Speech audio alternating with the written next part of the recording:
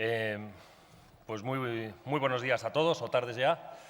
Gracias, Enrique, por tu presentación y, bueno, pues gracias a todos ustedes por venir. Un auditorio apabullante y voy a intentar no defraudarles, al mismo tiempo que también voy a intentar acortar un poquitín mi presentación para poder dar el máximo tiempo a los demás. Bueno, en primer lugar, yo lo que pretendo con esta presentación, que la titulo, como me han dicho, de lo que tenía que hablar, pues del cliente local al cliente global. Yo voy a intentar estructurarla de una forma un poco diferente a lo habitual. Primero voy a hablar un poco de mi empresa, de la empresa nuestra, para ponernos, como si dijéramos, en perspectiva sobre lo que voy a contar después, y después de una forma quizás un poquitín más profesional voy a intentar desgranar pues, las claves generalmente pues, que nos han llevado al éxito actual. Y como comentaba antes, pues, estas claves tampoco son porque hayamos hecho todo como mandan los cánones, sino precisamente a lo mejor nos ha salido bien por no haberlo cumplido en todos los casos, ¿no? Entonces, bueno, hablaré un poquillo de ello. Primero, comentaros que el caso es, primero voy a hablar, como os he dicho, un poco de nuestro caso para que entendáis bien de lo que estamos hablando. Luego voy a definir de alguna forma la internalización de las empresas, los objetivos, el proceso por el que deberíamos o de alguna forma como nos hemos internacionalizado nosotros, las estrategias de esa internacionalización y factores externos e internos a tener en cuenta para llevarlo a un buen éxito. Bueno, primero empezar, básicamente comentaros que el grupo pues, es un grupo familiar, es un grupo que tiene 72 años, dos familias, en la cual la familia Calvo, a la que pertenezco, tiene el 60% de la compañía. Y en este sentido, pues comentaros que la facturación vamos a pasar este año, por primera vez en la historia, vamos a pasar de los 600 millones de euros, lo cual es un número pues, para una empresa mediana, pues desde luego el mejor de toda nuestra historia, y esto lo hemos conseguido gracias básicamente a la internacionalización, ¿no? El otro punto, quizás es lo más importante de todo el desarrollo de mi presentación, es el tema de los ingresos, de dónde provienen, ¿no? Ahora mismo el 77% de los ingresos de la compañía provienen del exterior, de Brasil, de El Salvador, de varios países que luego veremos. En el año 92, cuando yo me incorporé, en septiembre del año 92, me incorporé a la compañía, el 99,6% de la facturación de la compañía era España. En el 2002, 10 años más tarde, era el 80% España. Y en el 2012, el 77% es de fuera de España, y el plan para el 2013 es prácticamente el 84% será facturación exterior. Eso no quiere decir que nosotros hayamos bajado facturación en España, sino que realmente la hemos incrementado bastante en el exterior. Tenemos presencia en en 70 países actualmente y realmente hemos seguido una estrategia un poco diferente, en parte orgánica, como hemos hecho en Costa Rica y Argentina, es decir, detectando países con un potencial que para nuestro producto y nuestras intenciones eran buenos para intentar comenzar desde cero, unido a adquisiciones de marcas líderes como Nostromo en Italia o Gómez da Costa en Brasil. Es decir, nosotros hemos sido un caso, como si dijéramos, mixto de un crecimiento o de internacionalización. En este sentido, yo creo que lo que te da por dónde tirar en esta cuestión es un poco ver si este crecimiento lo puedes hacer de una manera orgánica, es más barato, más arriesgado, o bien adquiriendo marcas, ¿no? Tenemos 7 plantas cotizadas en el exterior, tenemos 5 filiales comerciales y una flota pesquera faenando en aguas del Pacífico, Atlántico e Índico. Aquí es un poco una representación de lo que estaba hablando, donde vemos que la oficina central la tenemos en España, tenemos una filial muy importante en Italia y en España tenemos 3 fábricas, una fábrica de lo que es no atún, mejillones, calamares, sardinas, platos preparados, otra fábrica solo atún en Carballo y una fábrica de envases metálicos para básicamente todo nuestro mercado. Son las 3 fábricas de aquí. Tenemos 2 fábricas en Brasil también, aparte de las oficinas y otra filial en Brasil, con 7 filiales en 7 ciudades importantes de Brasil, y tenemos una fábrica de conservas y otra fábrica de envases metálicos. Y en El Salvador y Costa Rica, donde tenemos otras 2 filiales comerciales, tenemos 2 fábricas también, una fábrica de harinas de pescado que vendemos en el mercado internacional y también una fábrica de conservas y de lomos de atún. Luego aquí lo que hablo es la definición, un poco nuestra definición. Yo estuve buscando y estuve intentando enterarme pues, definiciones de procesos de internacionalización, y la verdad es que esta, de las que vi, que no es mía, no es original mía, ya lo confieso, es la que más se ajusta a lo que nosotros hemos intentado hacer y que nos ha salido parcialmente, que es una estrategia básicamente corporativa de crecimiento por diversificación geográfica internacional, no es otra cosa. Y a través de ir evolucionando poco a poco y de largo plazo sobre todo, y que afecta gradualmente a las diferentes entidades de la cadena de valor y a la estructura organizativa de la empresa. Y siempre con un compromiso de implicación creciente en recursos y capacidades, ¿no? Yo digo, bueno, ¿qué objetivos perseguíamos nosotros al empezar la internacionalización de la compañía en el 92? Pues básicamente abrir mercados. ¿Por qué? Pues nosotros ya éramos líderes en el mercado español, teníamos un 30% del market share de nuestros productos, y realmente nuestros mayores en aquel momento se empezaron a dar cuenta de que crecer en porcentaje y en ventas en España era muy complicado hacerlo orgánicamente sin gastar un dineral en publicidad y sin gastar un dineral en un montón de cuestiones. Por tanto, pues realmente esto fue y luego que empezamos a exportar un poquito. Y exportamos, y nuestro comienzo de la exportación es como suelen comenzar casi todas las compañías pequeñas. Y el detalle es curioso, ¿no? Un vecino nuestro de Carballo, en La Coruña, emigraba a Uruguay y mi abuelo le dijo, oye, pues llévate las conservas nuestras y las vendes por allí. Seguimos con él, 72 años después, sigue siendo nuestro importador en Uruguay, pero de esta forma como si dijéramos, tan poco profesional fue el inicio de nuestra andadura exportadora. Poco a poco se fueron incorporando países, pero más que otra cosa nos llamaban, nos decían, oye, ¿por qué no me dais, más que nosotros buscar un país donde vender? Lo que sucedía, y esto es porque me lo cuentan, no porque yo lo viviera, es que algunos conocidos o empresas que nos conocían por alguna cuestión, pues nos pedían una representación comercial, pues por ejemplo para Portugal o como por ejemplo para Francia en su momento. Y bueno, pues comenzamos de esta manera, pero a este primer punto de empezar a abrir mercados, pues porque los nuestros ya estaban completos, empezamos a ver que necesitábamos reducir los costes de producción. Los costes, el tema del atún es un tema bastante complicado, pero para ser claros, tiene un altísimo componente de mano de obra primaria. Mano de obra, nosotros hoy por hoy en la compañía tenemos más de 4.000 empleados trabajando y evidentemente, aunque en España estamos rondando los 800, 900, la gran mayoría ya están fuera de España. Los costes de producción fuera y sobre todo nuestra competencia, especialmente de Asia, pues no nos permitía seguir compitiendo a nivel mundial como estamos con la producción 100% en España. Por tanto, los lomos o el primer proceso que se hace al atún se realiza o bien en Brasil o bien en El Salvador. Y esto fue otro motivo para internacionalizarnos, ¿no?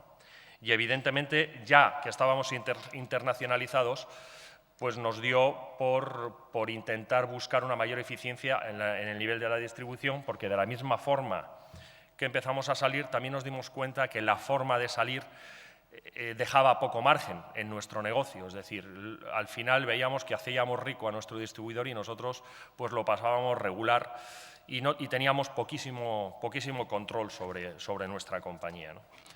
Entonces, bueno, ahora ya hablaríamos sobre el proceso, cómo lo hicimos nosotros o cómo intentamos hacerlo nosotros, tomando un poco como referencia pues un tema más profesional, ¿no? Primero, lógicamente, y es un punto para mí muy importante, que es haber desarrollado el mercado doméstico.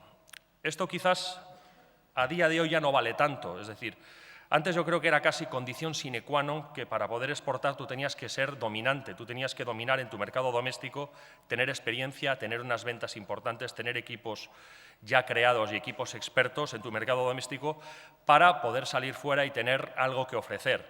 Hoy por hoy ya estamos viendo que hay muchas compañías que ya nacen con una vocación exportadora. Yo lo admiro, puesto que en nuestro caso no fue así, y a mí lo que me parece, desde luego, es bastante más difícil empezar fuera prácticamente desde cero sin haber tenido experiencia previa o teniendo una experiencia previa en el mercado doméstico limitada. Entiendo que complica más el proceso de comenzar a exportar. Luego, como he dicho, ¿no?, nosotros iniciamos con las exportaciones puntuales, spot, como os he comentado, el caso de Uruguay, y poco a poco fuimos yendo a una red de agentes y distribuidores independientes, lo que nos dio, en este caso, ya la primera gran apuesta, que fue el establecer una filial comercial, y en este caso, cuando ya vimos que todo nuestro desarrollo de agentes estaba saturado y teníamos ganas de crecer más. Luego, lo normal es establecer filiales comerciales y, finalmente, cuando ves que todo va bien, pues ya te implantas con las filiales productivas. Bueno, pues nosotros, que este es el proceso del libro, lo hicimos completamente al revés. De hecho, en El Salvador empezamos por el 5. Nos fuimos a El Salvador e implantamos una fábrica para vigilar la producción y para ser más competitivos a nivel mundial, y luego ya sí seguimos por el 2, el 3 y el 4, pero desde inicio, pues en este caso lo hicimos al revés, y en otros sitios, pues como puede ser Colombia hoy por hoy, pues lo hemos hecho como si dijéramos por el libro. Lo que quiero decir con esto es que al final yo creo que lo importante es detectar las oportunidades y ver cómo lo tienes que hacer, más que si va con el libro o no. Quizás esto es una pequeña guía donde yo creo que se puede ver claramente qué pros y qué contras o qué proceso es el lógico seguir, pero yo creo que cada empresa puede encontrar el suyo sin excesivos problemas. Este en sí es un gráfico explicativo de lo anterior. Para mí, más que lo que es el gráfico en sí, lo que sí me gustaría enfocaros es un poco en que la internalización no siempre es de color de rosa. Es decir, yo lo que creo es que al final, cuanto más subes en esta tabla, realmente sí consigues controlar tus empresas, tus ventas, tú realmente controlas mucho mejor todo tu proceso, pero al mismo tiempo que pierdes enormemente la flexibilidad. Ya te estás situando en un lugar concreto, con sus problemas concretos, por tanto, esta flexibilidad que tienes cuando no estás así de internacionalizado, pues se pierde y es un problema, ¿no? Al mismo tiempo que aumenta, tanto al comprometer recursos financieros para poder desarrollarte fuera, es evidente que además asumes unos riesgos tremendos, tanto políticos como económicos y de toda índole, ¿no? Nosotros solemos decir que, estando realmente en 10 países francamente muy bien implantados, pues la verdad es que nosotros estamos en elecciones continuamente. Siempre tenemos que estar pendientes de la política y de qué es lo que puede pasar y qué es lo que no puede pasar, ¿no? Y al final no deja de ser, en parte, pues un riesgo importante. Aquí sí diría, ¿no?, es un poco para deciros dónde creo que nosotros nos encuadramos y qué tipos de empresa internacional vemos, que está la empresa exportadora de toda la vida, suele ser más las pymes, que es una internacionalización pasiva, concentrada sobre todo en el país de origen, y es un poco lo que os describía de nuestra compañía, pues de los años 40 básicamente a los 60 y tantos, ¿no? Es decir, empezando a producir en España, a desarrollar nuestro mercado interno y sí, finales de los 60, un pequeño inicio de buscar agentes y distribuidores en otros países. Ahí empezamos sobre todo en Portugal y en otros momentos también en Argentina y en Uruguay, y eso fue un poco nuestra historia hasta mediados de los 70, básicamente. Luego ya nosotros pasamos a ser una empresa multinacional, evidentemente multinacional pequeñita, pero empezamos pues básicamente a diversificar y descentralizar actividades en diferentes países, ya fueran comerciales o ya fueran de producción. En ese sentido, nosotros en esta época básicamente, como comentaba antes, en el año 93, es cuando compramos nuestra filial Nostromo en Italia, y fue el primer síntoma claro de la internacionalización de la empresa, y empezamos a trabajar. Luego ya vinieron, lógicamente, la fábrica de El Salvador, la compra de Gómez da Costa en Brasil y nos hemos ido convirtiendo en esta empresa multinacional. Quizás nosotros estamos en un punto intermedio entre empresa multinacional y empresa global. Y me explico, es decir, nosotros intentamos, para mí la empresa global, paradigma, para mí en España sobre todo, de una empresa global es Inditex, por ejemplo, ¿no? Un pueblo además a 10 kilómetros del mío. Un fuerte peso en las operaciones internacionales, fuertísimo, ¿no? Y una alta concentración de actividades críticas, compra y más D, en el caso de Inditex, que lo conozco un poco por dentro, pues es el diseño y todo el esfuerzo de creación realmente se lleva a cabo en Arteixo. Por tanto, yo creo que es un ejemplo claro de cómo concentras en un lugar todo el know-how de la compañía y luego el peso en sí pues lo tienes no solo en el mercado interno, sino en todo el mercado internacional. Quizás ese sea el viaje que nosotros estamos comenzando a realizar para poder tener cierta presencia de la misma forma que lo tiene Inditex, evidentemente cada uno en su mercado a su nivel y a su nivel de facturación sobre todo. Luego, realmente ya queda lo último, que yo conozco muy pocas, me atreveré a decir una de las que yo he visto, ¿no? Que es la empresa transnacional, que es donde ya es una máxima eficiencia económica y unida a una capacidad de adaptación a mercados globales. Aquí, antes de hecho se ha visto sobre ello, ¿no? Y aquí yo veo claramente Volkswagen, ¿no? Es decir, son empresas donde realmente, como por ejemplo en Brasil, que conozco el caso, pues tienen un modelo de coche que es el Gol, que únicamente se produce en Brasil y que realmente está tan descentralizado y tiene esta eficiencia casi por regiones, ¿no? Yo creo que es la que mejor se ha adaptado a los mercados locales de una forma independiente. Luego ya, y para terminar, como veréis tampoco me estoy llevando mucho tiempo, yo creo que es muy importante a tener en cuenta para internacionalizarse los factores internos y los externos.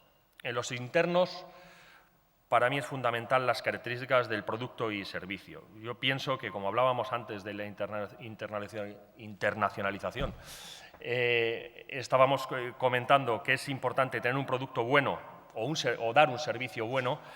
Yo creo que esto es lo fundamental. Si no aportas nada y si no puedes salir de tu país o realmente ofreces lo mismo que se ofrecen otros, realmente la experiencia está básicamente condenada al fracaso. Primero hay que pensarse qué tenemos, mirar un poco el mundo alrededor y decidir a dónde queremos ir con ello, ¿no? Lo segundo, fundamental también, es la capacidad de las personas de la matriz para gestionar el proceso.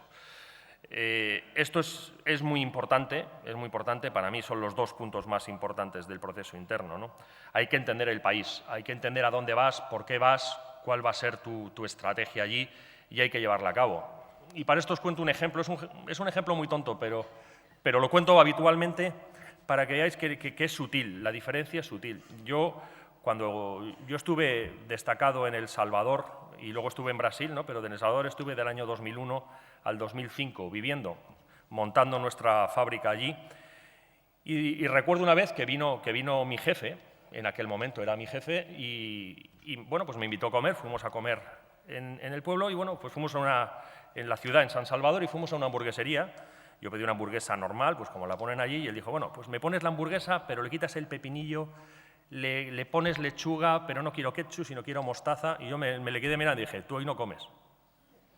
Tú hoy no comes porque aquí en este país no están acostumbrados a hacer estos cambios que nos encanta hacer en España con la comida. Es decir, aquí, cuando tienes, si alguien ha estado en El Salvador lo sabrá, cuando te ofrecen un plato en un restaurante, ese es el plato. No hay manera de cambiarlo, creas un follón importante en la cocina y al final terminas por no comer. Entonces, yo creo que esto, llevado al mundo de la empresa y llevado a la gestión de una compañía en cualquier país, pues es importante saberse adaptar a las nuevas cosas que ese país te ofrece. Y lo que se dice tanto, ¿no? Y yo lo creo a pies juntillas, es decir, tienes que adaptarte tú al país y no el país a ti. O sea, El Salvador no se va a adaptar a ti nunca. Tú puedes llegar a adaptarte al Salvador o si no, pues estás muerto, ¿no? Evidentemente, otro punto muy importante es, lógicamente, tener los recursos financieros disponibles para abordar ese plan. Otro fallo que yo he visto cometer y en el que nosotros nos hemos visto involucrados en algunas ocasiones es el no medir bien el paso, sobre todo del tiempo. Nosotros todavía no hemos hecho en el Grupo Calvo una operación que haya salido bien al primer año. Nunca. en ninguno de los casos. Ni siquiera en Brasil, que ahora es la joya de la corona. Nos ha costado en todos los países del entorno de 3 a 5 años el empezar a ganar dinero y el empezar a hacer las cosas bien. Este es nuestro caso. Habrá gente que triunfa inmediatamente cuando llega. Esto no ha sido nuestro caso y entonces puedes correr el riesgo de no tener el suficiente respaldo económico para aguantar los primeros años que siempre suelen ser complicados, ¿no? Evidentemente, también me gustaría hablar del grado de internacionalización de la empresa, que tiene que ser poco a poco. Básicamente, los 3 últimos puntos son tanto el grado de la internacionalización como la capacidad de dar servicio a los clientes extranjeros y la coordinación interdepartamental, pues realmente son 3 puntos que yo creo que tienen que ir poco a poco. Es muy difícil en una compañía, y vuelvo a insistir en que en la nuestra ha sido así, el conseguir que todos nuestros empleados estén perfectamente alineados con lo que se quiere hacer. Nosotros hemos sufrido mucho este síndrome de no hacer caso a la filial, es decir, aquí durante muchos años teniendo una filial en Brasil y una filial en El Salvador bastante importantes, pero para muchas de las personas que estaban en el día a día de la gestión diaria de la compañía a nivel central en Galicia o en Madrid, lo primero y lo más importante era España, que si el pedido de Carrefour, que si tiene que salir este pedido de Mercadona, y realmente se aparcaban pedidos del extranjero o se tomaban decisiones y se daba preeminencia siempre a lo interno. No estábamos acostumbrados a tratar a todos los clientes de la misma manera. Esto hemos conseguido acabar con ello con mucho esfuerzo, con mucho tiempo y, como no, y aunque sea doloroso, pues cambiando a diferentes personas de la organización, porque no nos podemos permitir no servir a todos nuestros clientes por igual.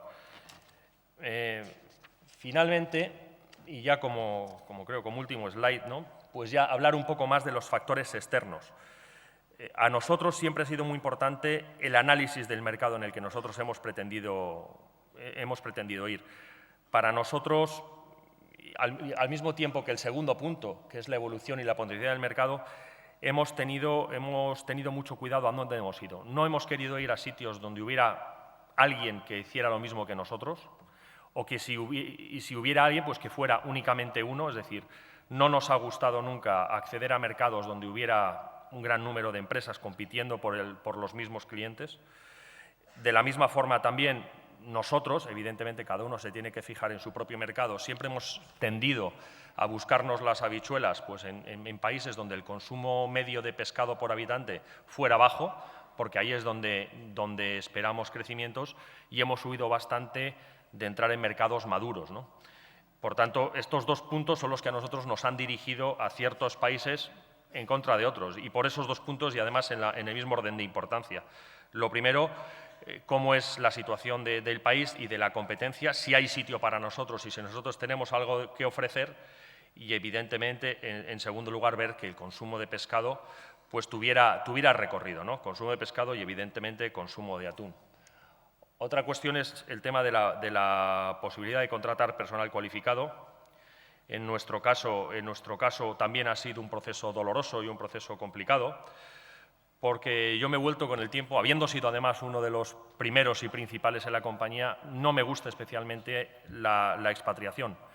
En una empresa como el tamaño de la nuestra, que no es una empresa grande, ni es pequeña tampoco, al final es un proceso doloroso, puesto que la persona expatriada, y lo digo por propia experiencia, se suele encontrar luego a la vuelta bastante desamparada. No son empresas, no es como Iberdrola o como otras grandes empresas donde puede haber un proceso de expatriación con unas pautas bien medidas y todo bien hecho. En nuestro caso somos pocos y realmente tenemos que conservar la gente buena que tenemos. Por tanto, el proceso de expatriación siempre lo hemos visto como un paso, intentando no desligar al ejecutivo que hemos enviado al extranjero, no desligarlo del día a día de la compañía para intentar mantenerlo, ¿no? Porque luego es un proceso en general bastante doloroso. Luego, últimamente, pues decir que la estabilidad política y el atractivo económico del país también nos ha empujado a algunos y nos ha alejado de otros, y el grado de proteccionismo y el clima existente en el país de cara a la inversión extranjera, ¿no? Y evidentemente, y en nuestro caso y como último, pues evidentemente nosotros dependemos muchísimo de las materias primas. Por tanto, siempre hemos tenido que buscar lugares donde fuera posible para nosotros el poder trabajar. Sin pescado, sin sardina y sin atún, para nosotros es imposible trabajar. Así que muchísimas gracias.